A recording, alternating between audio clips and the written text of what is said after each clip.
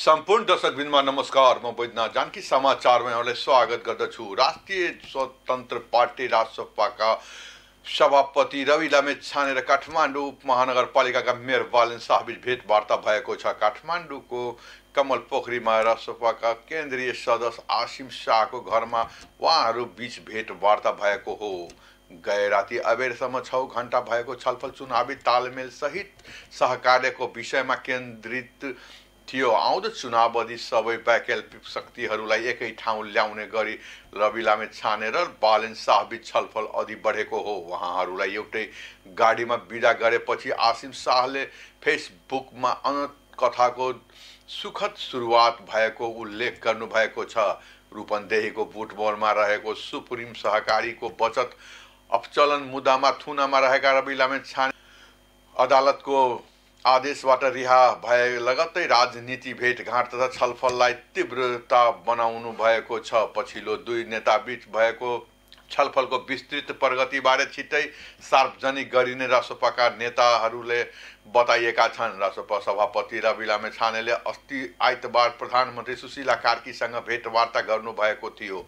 उहाँले ऊर्जा मन्त्री कुलमान घिसिङसँग पनि भेटेर छलफलको तयारी गर्नुभएको छ। सरकारले हिन्दू राज्य स्थापना, प्रदेश खारेजी र राज संस्था स्थापनाबारे दुर्गा परसाई समूहको टिमसँग निरन्तर संवादमा रहेको जानकारी दिएका छन्। यसका लागि परसाई र प्रधानमन्त्री सुशीला कार्की बीच पुस 15 गते मंगलबार वार्ता हुने जानकारी सरकारले दिएको छ। परसाई नेतृत्वको नागरिक बचाउ महाअभियानको वार्ता समितिको संयोजकलाई सोमबार प्रधानमन्त्रीको स्वकीय सचिवले लेखेको पत्रमा सरकार समक्ष उनले राखेको 27 बुन्दे मागका सम्बन्धमा निरन्तर संवाद भइरहेको जानकारी गराउँदै पुस 15 गते प्रधानमन्त्री कार्कीसँग परसाईको भेट तय भएको जानकारी गराइएको हो। प्रधानमन्त्रीका मुख्य सल्लाहकार अजय भद्र खनालद्वारा जारी विज्ञप्ति अनुसार संचार तथा सूचना प्रविधि मन्त्री जगदीश खरेलको संयोजकमा गठित सरकारी टोली र नागरिक बचाउ महाअभियानको वार्ता समिति बीच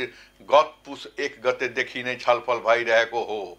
यस वार्ताका क्रममा किरात र बौद्ध सहितको हिन्दू अधिराज्य प्रदेश खारेजी र राज संस्थाका विषयमा जनमत संग्रह मार्फत निर्णय लिनु पर्ने सहमतिमा का लागि प्रमुखता साथ लिएको जानकारी पनि खनालले दिएका छन्। सरकार फाल्गुन 21 को चुनावका लागि तयारीमा रहँदा उसले हिन्दू राज्य खारेजी, प्रदेश खारेजी र राज संस्था स्थापनाका लागि जनमत संग्रहका मागमा पनि छलफल भइरहेको जानकारी दिएको हो। सरकारले दिएको जानकारी अनुसार 2081 चैत 15 को 3 कुने सभामा क्रममा दुर्गा परसाई लगायतका अभियन्ताहरूमाथि लगाइएको फौजदारी मुद्दा फिर्ता लिनुपर्ने, बैंक सहकारी र लघुवित्त ऋण मिनहा 20 लाख मुनि कालो सूची हटाउने र निलामी प्रक्रिया तत्काल रोक्नुपर्ने, सुकुम्बासी र कवाड व्यवसायीलाई वैकल्पिक व्यवस्था नभएसम्म हालको स्थानबाट हटाउनु नहुने,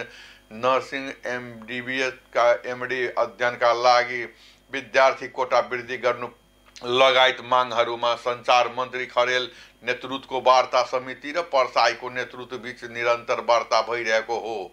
सचिवालयले कतिपय मागहरू नीतिगत, कानुनी र असंवैधानिक जटिलतासँग जोडिएकाले विस्तृत प्रविधि अध्ययनका लागि थप समय माग्ने जनाइएको छ। सरकारले वार्ता र संवादकै माध्यमबाट समस्याको समाधान खोज्ने आफू प्रतिबद्ध रहेको समेत दोहोर्याइएको छ।